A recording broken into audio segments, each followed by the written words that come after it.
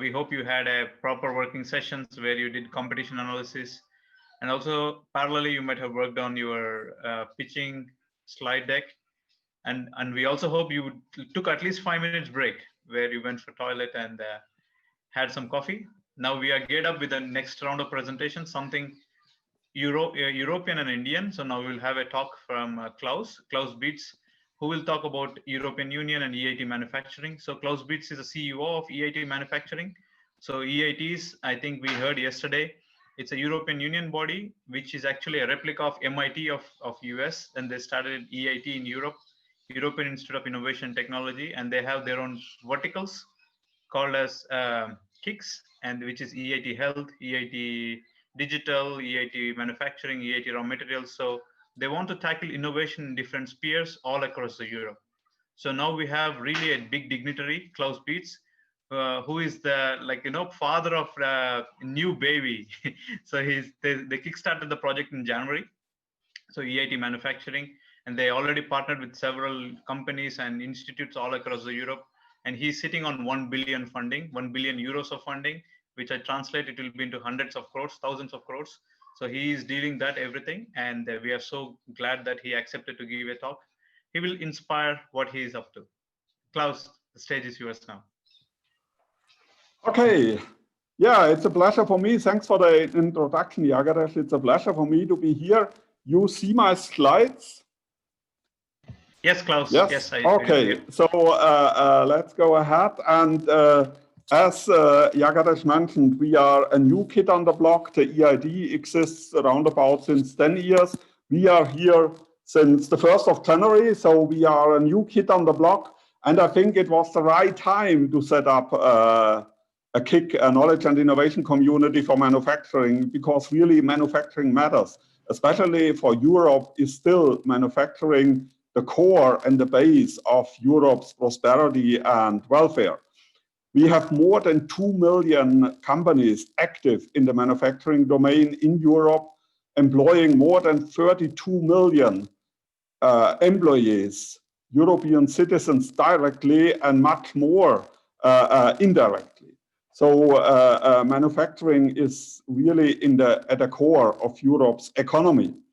And we see 3 main trends where the manufacturing industry is moving. There is a transformation towards the digital economy. There is a transformation towards the circular economy and the decarbonization of industry. You know, the new Commission of the European Union, as their headline, they have the new Green Deal that Europe will become climate neutral in 2050. And the manufacturing domain can contribute and has to contribute a lot to that. And Europe will be only able to reach these ambitious goals if we take the more than 2 million companies on board in this endeavor and in this journey. And last but not least, we have to ensure the competitiveness of Europe's manufacturing. So that's just to emphasize how important manufacturing is. And we as EIT Manufacturing, as Jagadesh mentioned in the beginning, we are a public-private partnership under the umbrella of the European Institute of Innovation and Technologies. We have a holistic approach, integrating the knowledge triangle of innovation, business creation, and education. And I want later emphasize on education, because especially in manufacturing, education is key. We have a unique and we have a 7-year contract for the beginning with the European Union, with the option for another 7 years. And for the first 7 years, we expect around about 400 million euro on European funding. I think we have a unique partnership covering universities, RTOs, research institutes, as well our main part, and in between, this is a bit an outdated slides, in between we are more than 50% industry. Procter & Gamble just recently joined, and also Kone from Finland. So we are more than 50% industry. We cover the full value chain. This is important for us. And we cover the main industry domains like automotive, electronics, medical equipment, consumer goods. because for us it's cross-fertilization, piloting and innovation in one industry domain, and then bring it quite easy to the benefits of the other domains. This is one of our goals where we expect to have a lot of impact. And you know, Europe has been always a pioneer in industrial innovation, and industry has been a long time at the core of Europe. And from Industry 1.0, where we moved from the manual production to the mechanical production, to Industry 4.0, where we now moving towards the digital economy. And we feel obliged to this tradition, and that it is also valid in the future that global manufacturing innovation is led by Europe. This is reflected in our mission, in our vision. And for our mission, you have already seen, we will bring together all manufacturing actors across Europe to integrate innovation and education for an entrepreneurial and sustainable Europe. We have defined for our first 7 years our strategic objectives. There is the first one, really competitive manufacturing skills and social sustainability. As I said, education is really key for the manufacturing domain, not only at the shop floor, but also on the management level. You know, running a traditional manufacturing business in the digital economy requires different skills. The decision, if you still just sell a box, or maybe give the box away for free and making business with the services around the box, this is a decision which can be really important for the survival of the company. Powerful manufacturing innovation systems, ecosystems. In Europe, with more than 2 million companies, the manufacturing domain is very, very fragmented. So we have to build really powerful innovation ecosystems. Globally competitiveness and resilient manufacturing. We have seen in the COVID-19 crisis now that the supply chains and the value chains are very complex, distributed all over the world, and very fragile. So we have to reshape the supply chains. Environmental sustainability manufacturing. I already mentioned the new Green Deal, and also manufacturing fit for the digital age, digitalization as an opportunity for the manufacturing domain. And let's look at the education activities. We have there defined 3 programs: the Empower program, the Connect program, and the Engage program. And let me focus a little bit on the Engage program. We have to bring to the society and to the wider public how essential manufacturing is. Everything around us, the furniture, our communication means, my handy here, our transportation means, the food on our plate, the plate itself, all is the result of manufacturing.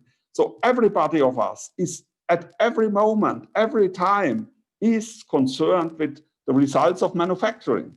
And this we have to bring across to the wider public, because a lot of people are still looking at manufacturing. This is oily, filthy, noisy, but manufacturing, especially for the younger generation, I think has a lot of attractive jobs and career paths. So this is what we will with our Engage program.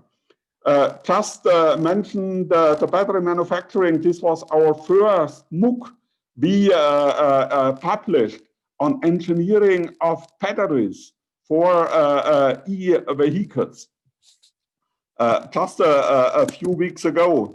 And just to focus on some of our projects we are running, there is the Girls Go Circular. This is a project where we equip girls between 14 and 18 with digital and with engineering skills by challenge-based exercises. So we do a hackathon with young girls like Jagadesh and his colleague is doing with you now. The same for the Embryo project. Here we inspire teenagers to solve manufacturing problems. And this project aims for 14 to 16-year-olds, not only girls, but also boys, to discover modern manufacturing and give them an inclination to pursue on an manufacturing career. Another thing I want to mention in our education part is the learning factories. You know, we copied this a little bit from the healthcare sector. You know, every university who teaches medicine has a hospital. And for good reasons, that young doctors during their education, during their study, can practice in the hospital. And the same we are trying with learning factories. We bring the factory to the classroom. And we have the digital means now available with virtual environments to bring the factory to the classroom and teach the people about manufacturing. These are some examples from the education part, what we are doing. In the innovation part, we are really focusing on innovation. If we look at research, development, and innovation, we focusing on the I, that it really means R&D and I, and not R&D and die.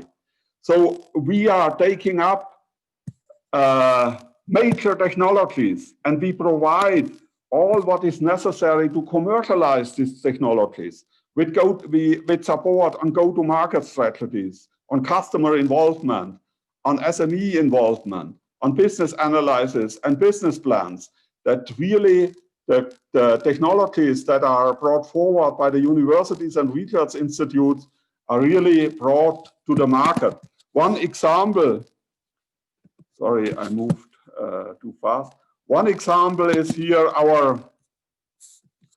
our Zero Defect 4.0 project, where we really develop a decision support system based on artificial intelligence, integrating high sophisticated sensors, edge computing, and digital twin, bringing together the pure virtual world and the physical world, and putting artificial intelligence algorithms behind that. You know, in manufacturing, when you will deploy artificial intelligence in manufacturing, you have to be aware that you have to deal with a totally different kind of data than when determining the social behavior of a human being, or in natural language processing.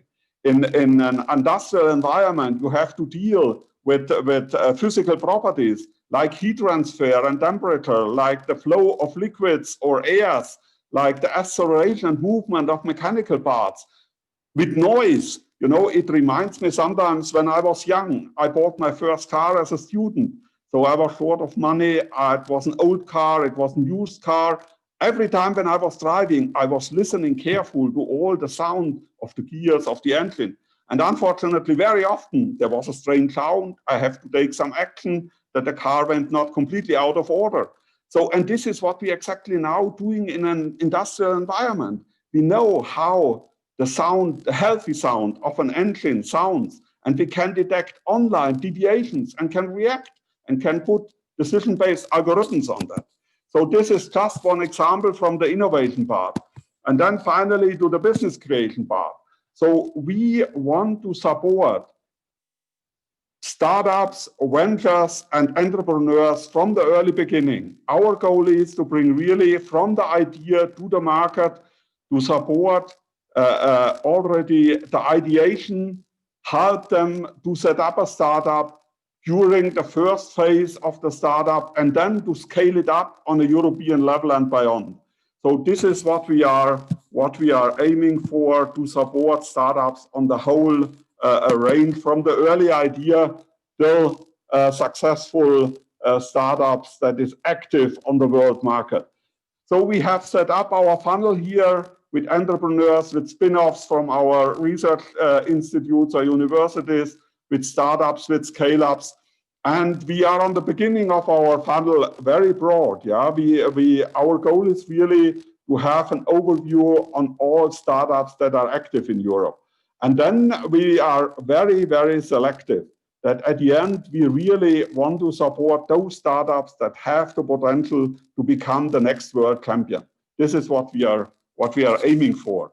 And we offer, as I already said, training, coaching, with proof of concepts. And in the later stages, we are focusing on access to markets and access to finance, because due to our experience, what startups are really need is money and is customers.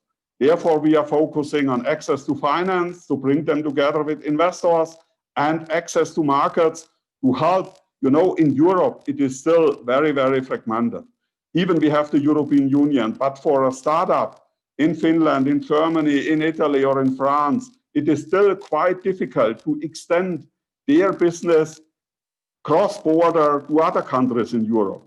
And here we see our role as a European organization to help them to grow out of their local ecosystem into on a European level and beyond. So these are my short presentation on EIT Manufacturing, and I would like to invite you for our first EIT Manufacturing Summit. It is an open virtual event on December 10 and 11. And on December 11, we have the grand final of our Boost Up, our startup competition. We had startups competition in several countries in Europe locally. And on December 11, there will be the grand final of the startup competition then on a European level. And I would like to invite you all, have a look at the EIT Manufacturing Summit. Thank you all.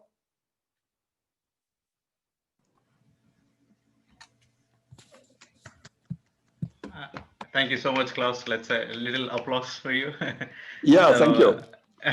I mean, the manufacturing sector normally, until you present it, nobody really understands that manufacturing is a key that all the countries or the whole nation really drives on it. Yeah. And there is a lot of innovation is needed. I mean, it's good that Europe has thought about it. I mean, especially now look at the COVID manufacturing vaccines, like the scale. We need to rely on many companies, like I know Serum Institute of India, they are unable to produce vaccines for the whole country, whole world. But that's where the innovation, this IoT, the Industry 4.0, artificial intelligence, everything has to play a role. And thanks for taking this up.